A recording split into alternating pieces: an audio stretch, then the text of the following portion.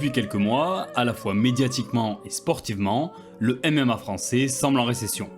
Combats qui font moins de bruit, victoires peu convaincantes, défaites inattendues, voire même fin de contrat, à l'exception de quelques noms qui continuent de la faire briller, la flamme s'est affaiblie. Depuis janvier 2024, les combattants français à l'UFC comptent un palmarès cumulé de 17-10, bien loin de l'impressionnant 19-5 accumulé du premier UFC Paris jusqu'à cette date. Alors à l'approche de l'UFC 315, un événement charnière pour le MMA français, il est légitime d'être inquiet. Mais alors, qu'est-ce qui peut expliquer cette période difficile et est-elle vraiment si inquiétante? Mais surtout, n'y a-t-il pas en réalité un problème plus profond avec le MMA français? Commençons d'abord à traiter l'aspect sportif, parce que l'aspect médiatique découle en partie de ce dernier. Je vais pas vous l'apprendre, le MMA est un sport imprévisible. Rien que sur les dernières années, nombreux ont été les exemples où un combattant censé perdre a déjoué les pronostics. Pour autant, un tel écart de résultats n'est pas anodin. Et ce dernier est encore plus frappant quand on creuse les chiffres. Sur les 17 victoires françaises ces 16 derniers mois, près de la moitié proviennent de seulement 2 combattants. D'un côté, Nassourdine Imavov, 4 victoires pour 0 défaite, 2 top 10 et 2 top 5, sans conteste, le run le plus impressionnant auquel on ait assisté pour un Français à l'UFC. De l'autre, Fares Ziam, 3 victoires et également 0 défaite, pour un combattant certes moins médiatisé, mais qui sportivement est en train peu à peu de se faire une place comme un des prospects les plus prometteurs d'une division pourtant très concurrentielle. Sans ces deux-là, on arrive à un palmarès cumulé de 10-10 qui fait clairement pas rêver. Et là où Nassour et Fares représentent près de la moitié des victoires, 2 combattants représentent quant à eux près de la moitié des défaites. D'une part, Kevin Jousset, qui vient d'ailleurs malheureusement de se faire cut visiblement par l'UFC, et qui reste sur 2 défaites en 2 apparitions sur la période. De l'autre, celui qui a été seulement quelques mois avant le fer de lance de notre sport en France, le God of War Benoît Saint-Denis, qui lui aussi reste sur 2 défaites. Pour ce qui est des combattants restants en revanche, on est sur des palmarès plus classiques. 2-0 pour Omar Sy, 2-1 pour Nora Cornol et Taylor Lapillus, 1-0 pour Cyril Gane et Manon Fiorot, 1-1 pour William Gomis, 1-2 pour Morgan Charrière et enfin 0-1 pour Yanis Guémouri qui, à l'image de Jousset, a malheureusement été remercié par l'organisation. Alors avant de chercher des explications globales, penchons-nous donc spécifiquement sur les 2 combattants qui font chuter la moyenne. Avant d'aborder ce point, je tiens quand même à préciser que mon but n'est pas et ne sera jamais de dénigrer un combattant, français ou étranger d'ailleurs. Je vais simplement pointer du doigt des défauts dans le but d'analyser à mon humble échelle ce qui n'a pas fonctionné selon moi, et toute personne entrant dans une cage, en particulier à haut niveau quand on voit les sacrifices que ça demande, a mon plus grand respect, qu'elle gagne ou qu'elle perde. Maintenant que c'est dit, qu'il s'agisse de Kevin ou de Benoît, je pense que la raison de leur défaite est sensiblement la même. De mauvais choix stratégiques, dans et en dehors de la cage. Pour Kevin, au vu de son gros passif en judo et de son bon niveau au sol, le fait qu'il ait voulu striker avec Mikalev, mais surtout avec Battle, qui est connu pour sa qualité dans le domaine, c'est selon moi inexplicable. Et bien que ce soit lui qui combatte dans la cage, je pense que cette erreur est en grande partie due au club dans lequel il s'entraîne. Je l'ai brièvement abordé dans ma dernière vidéo, mais honnêtement, plus le temps passe et plus l'image que j'ai du City Kickboxing se dégrade. Pendant longtemps, le club a brillé grâce aux performances d'Adesanya, et je pense clairement que le talent brut de ce dernier a masqué les problèmes stratégiques de l'équipe. Si on regarde bien, 100% de leurs combattants dans le top à l'UFC sont des strikers. Adesanya bien sûr, mais surtout Hooker, Kai Kara-France, Tulberg, etc. Je pense sincèrement que Gene Berman est très bon pour accompagner ce genre de profil, mais beaucoup moins pour un combattant plus spécialisé dans la lutte et le sol comme Kevin. A mon avis, s'il se préparait toute l'année dans un club comme le Boxing Squad d'Aldric, comme il l'a fait en partie pour son combat à l'UFC Paris 3, il ne serait pas sur 2 défaites et serait toujours dans l'organisation. Pour ce qui est de Benoît maintenant, je vais plutôt me concentrer sur le combat face à Moïcano. Certes, Poirier l'a mis KO, mais bon, faut être honnête, le staphylocoque à quelques jours du combat a vraiment pas dû aider. D'un autre côté, quand on voit la performance de Poirier face à Islam à l'UFC 302, je pense que staff ou non, c'était quand même un peu tôt pour BSD, mais bon, ça reste quand même une performance difficilement critiquable. Par contre, face à Moïcano, il était quand même donné favori à 2 contre 1, et bien qu'une défaite n'était pas non plus inenvisageable, jamais il aurait dû perdre de la sorte. Et selon moi, contrairement à Kevin, cette défaite, elle incombe quasi totalement à BSD. Il en a parlé récemment au micro du Fighter Club, et d'ailleurs si vous l'avez pas vu, c'est un épisode que je vous conseille si vous voulez en savoir plus sur le combat. Il est venu face à Moïcano sous-préparé, sans game plan précis, et avec une équipe qui manquait cruellement d'une tête pensante. Et évidemment, de son côté, Moïcano avait parfaitement fait ses devoirs, notamment en préparant des contres à la garde papillon de Benoît pour davantage capitaliser au sol. A travers l'exemple de Kevin et Benoît, on peut donc expliquer que la baisse de performance récente des athlètes français à l'UFC est due en partie à un manque de stratégie et de game plan. Mais si on regarde le problème de manière plus globale, c'est loin d'être la seule explication. Après tout, que ce soit Johnny Frachet, le head coach de Morgan, Taylor et Nora, ou encore Fernand Lopez, celui de William, on parle de 2 entraîneurs très expérimentés et surtout adeptes des game plans de qualité. Et malgré ça, ces 4 combattants ont quand même perdu sur la période. Au-delà de l'aspect stratégique, il y a donc 3 autres points clés qui, selon moi, peuvent expliquer la baisse des résultats sportifs de nos Français récemment. Le premier, et c'est pour moi un vrai fléau, c'est l'inactivité. Pour rappel, en 16 mois, nos 12 combattants français à l'UFC n'ont combattu que 27 fois au total, soit une moyenne d'1,7 combats par an, ce qui, même à haut niveau, est faible.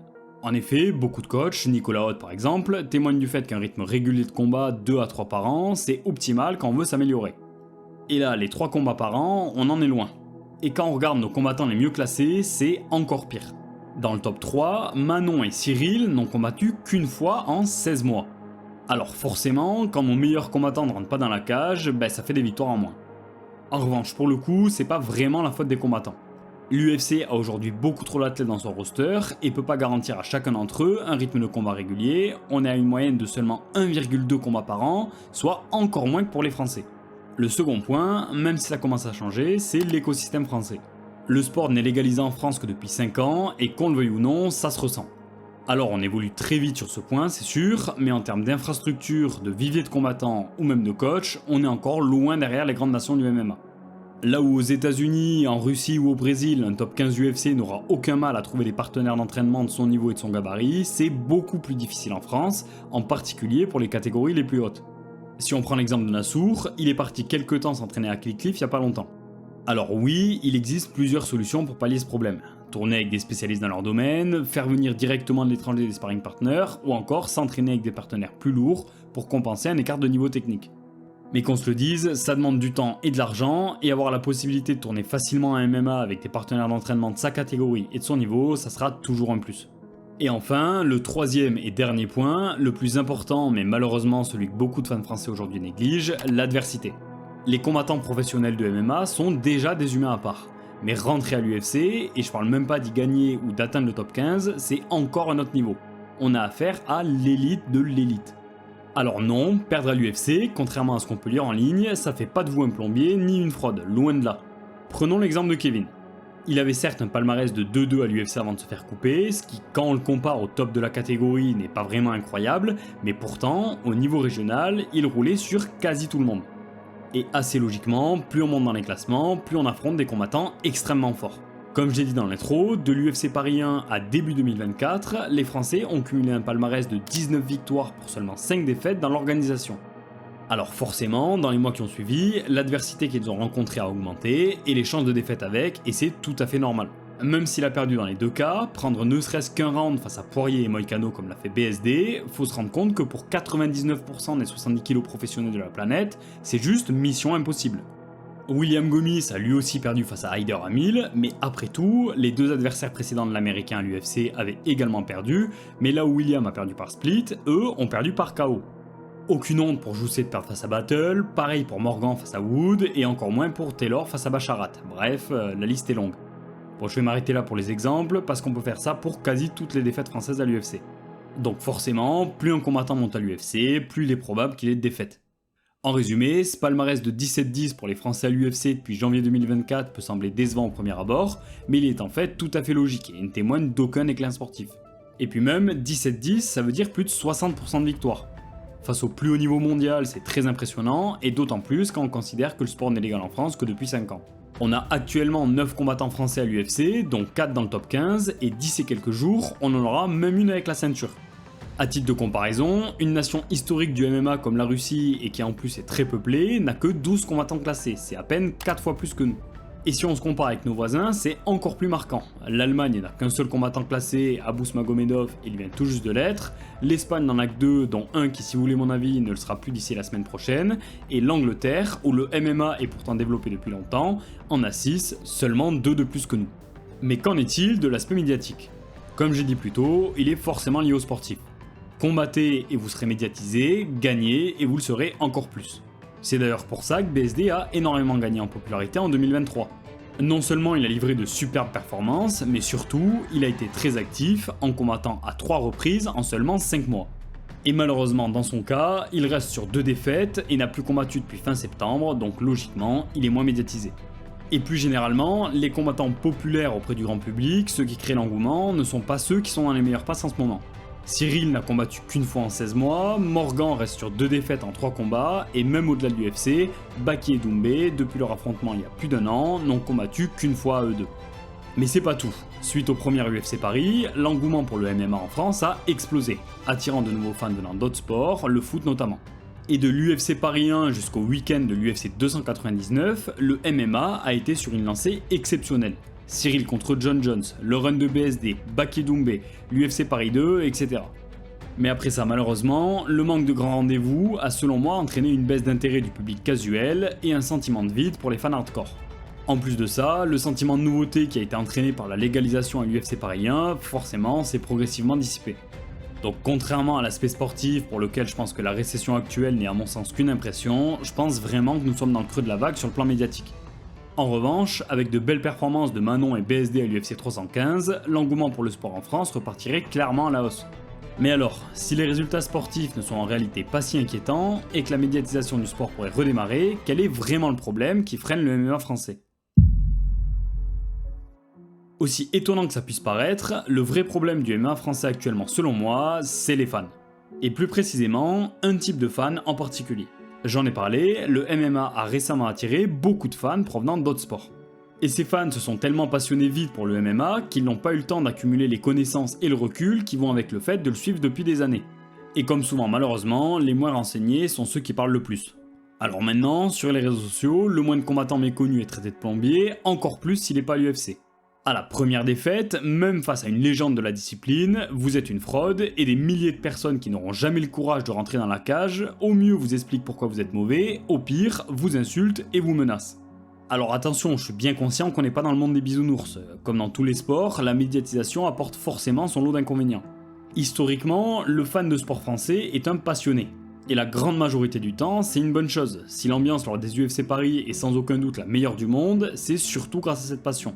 Mais si vous écoutez cette vidéo et que vous êtes reconnu dans les propos que je viens de tenir il y a quelques secondes, ne laissez pas cette passion vous rendre irrespectueux vis-à-vis des combattants que vous soutenez.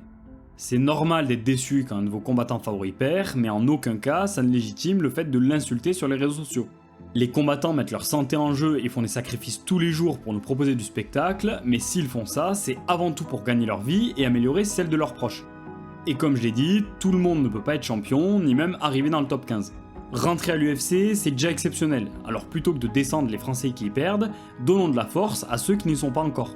Plutôt que de placer les attentes démesurées dans ceux qui gagnent, soutenons-les quand ils perdent. C'est grâce aux combattants que ce sport nous fait vibrer toutes les semaines, alors remercions-les pour ça, en leur donnant le respect qui leur est dû.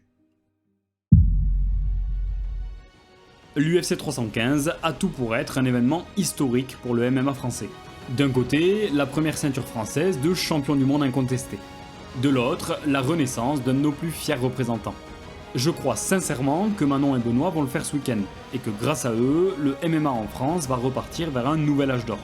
Mais qu'il s'agisse de Joel Alvarez ou surtout de Valentina Shevchenko, la montagne à gravir pour y parvenir est immense. Alors défaite ou victoire, ne l'oublions pas. S'ils gagnent, félicitons-les à la hauteur de leur accomplissement. Et s'ils perdent, soutenons-les pour leur permettre de se relever au mieux et de repartir de plus belle vers de nouveaux sommets.